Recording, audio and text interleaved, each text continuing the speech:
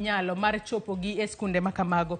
Kopogore kod mano, wach machielo mabende waluonu odiochieng' makawuono en kotudore kod ywak mabende riwruok mar lakteche, mano mar Kenya Union of Clinical Officers kaachiel kod Kenya Clinical Officers Association. Odiochieng' makawuono gibiro bedo ka gitwak kod ute fwambo. To twak margi makamano biro bedo ka gichwalo ng'ur margi kotudore kod akweda mabende giyudo ahinya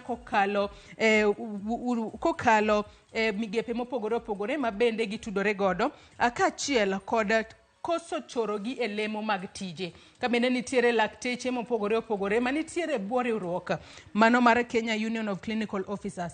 Nyaka sani gisebedo ka giywak mar mondo mi ochorgi e lemo mar tich. Kata kamano giwacho ni mano ok osebedo ka timore e yo makare.